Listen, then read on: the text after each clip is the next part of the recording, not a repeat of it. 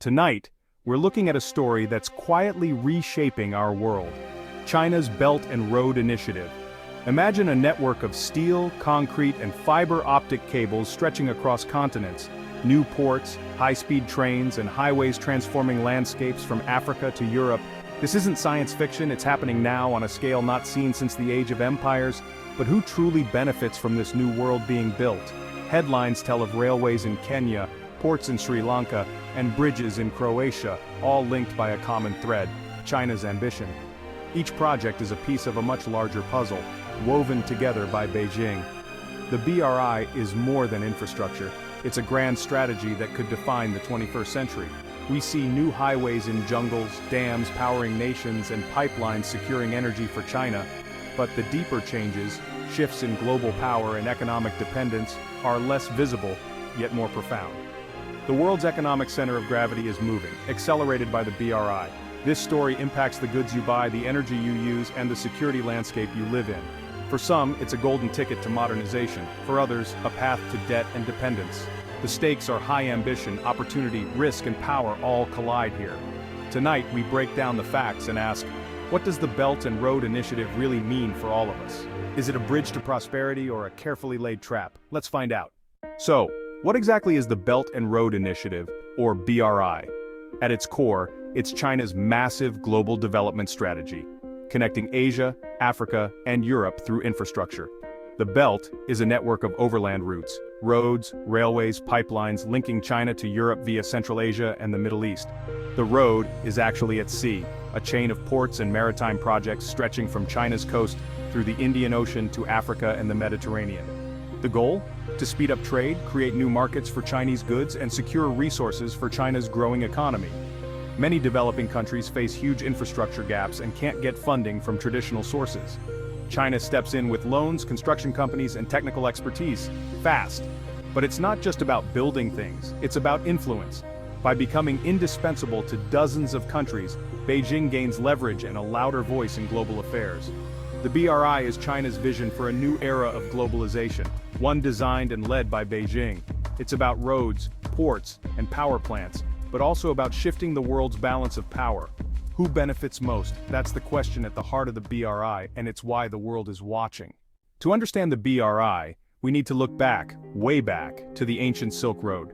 For centuries, this network of trade routes connected east and west, carrying silk, spices, and ideas across continents.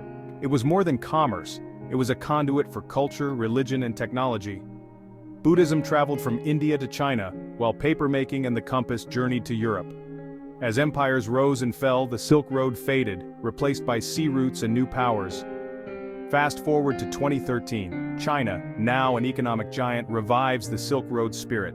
President Xi Jinping announces the Silk Road Economic Belt and the Maritime Silk Road, soon merged as the Belt and Road Initiative. By linking his plan to history, Xi gives the BRI romance, legitimacy, and a sense of shared destiny. It's not just about power. It's about reconnecting the world with China at the center. This historical framing helps sell the BRI as a dream of prosperity, not just a projection of influence. The past becomes a powerful tool for shaping the future. The BRI is modern steel built on ancient silk, and that story is part of its global appeal. The Belt and Road Initiative is the largest infrastructure project in history. Trillions of dollars, hundreds of countries, and a truly global reach. What began with China's neighbors now includes over 150 countries and 30 international organizations, more than two-thirds of the world. Projects range from the China-Pakistan Economic Corridor to high-speed rail in Laos and ports in Greece. It's not just about one railway or one port, it's about interconnected packages, ports linked to railways, industrial parks, and power plants. The BRI creates entire economic ecosystems, all oriented toward China. This integrated approach rewires global trade, with new routes and dependencies. Even major economies like Italy and Greece have joined, sometimes clashing with their Western allies. The scale is staggering. New corridors, pipelines, and special economic zones are changing the map. The BRI isn't just building infrastructure, it's building a new world order, one project at a time.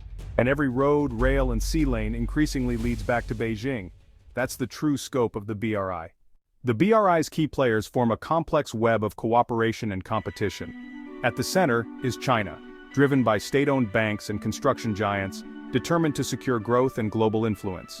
Participant nations, mostly in the developing world, see the BRI as a rare chance for economic development, new roads, ports, and jobs. For many, Western aid has been slow and conditional.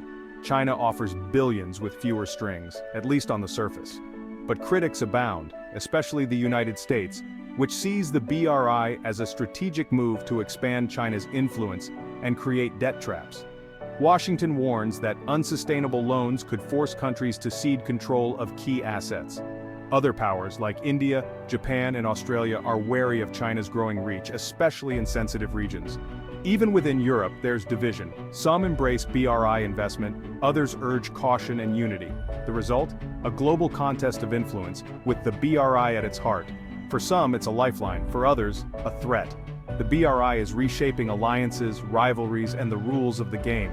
Who wins and who loses is still up for debate, but the stakes couldn't be higher. The BRI promises prosperity, but the risks are real, especially debt. Many projects are funded by huge Chinese loans. If they fail, countries can't pay, risking loss of strategic assets. The Hambantota port in Sri Lanka is the cautionary tale. Unable to repay, Sri Lanka handed the port to China on a 99-year lease. Critics call this debt trap diplomacy. China denies it, but the warning resonates worldwide. Beyond debt, the BRI is redrawing trade routes and exporting China's standards, sometimes at the expense of labor rights, transparency, and the environment. Many contracts are opaque, and local benefits can be limited. Pushback is growing. The US, Japan, Australia, and India are offering alternatives. The EU has launched its own global gateway. Even some BRI countries are canceling or renegotiating deals over cost and sovereignty concerns. The initial enthusiasm is giving way to skepticism and resistance. The BRI's future is no longer assured. The BRI isn't just about roads and ports, it's about digital power. Enter the Digital Silk Road, China's push to build the world's digital infrastructure, from undersea cables to 5G networks and smart cities. Tech giants like Huawei and ZTE are leading the charge, offering affordable technology to developing nations. For many, it's the fastest way to join the digital age, but it comes with strings. Western governments fear security risks, espionage, data theft, and potential control over critical networks. The US has led a campaign to ban Huawei, seeing it as a tool of Chinese state power. Beyond security, there's a battle over values. China's model of cyber sovereignty means more censorship and surveillance. As China exports its technology, it also exports its approach to governance. The Digital Silk Road could create a world divided, one where the rules of the internet are written in Beijing. The contest for digital dominance is just beginning. After years of rapid expansion, the BRI faces serious challenges. Some projects have become costly white elephants, criticized for debt, environmental harm, and lack of transparency. The COVID-19 pandemic exposed vulnerabilities, causing delays and financial strain. In response, China is shifting strategy, focusing on smaller, more sustainable projects with clearer local benefits. There's a new emphasis on risk assessment and responsible lending. China is also pushing a green Silk Road, investing in renewable energy and pledging to stop building coal plants abroad. The Health Silk Road emerged during the pandemic, with China providing medical aid and vaccines to BRI countries. These changes are both a response to criticism and a bid to rebrand the BRI as responsible and forward-looking. The BRI is evolving, learning from mistakes, and adapting to a more skeptical world. Its future will depend on whether it can deliver real, lasting benefits. The Belt and Road Initiative has already reshaped much of the world, delivering infrastructure and shifting economic power eastward. For many, it's a story of progress. For others, a warning.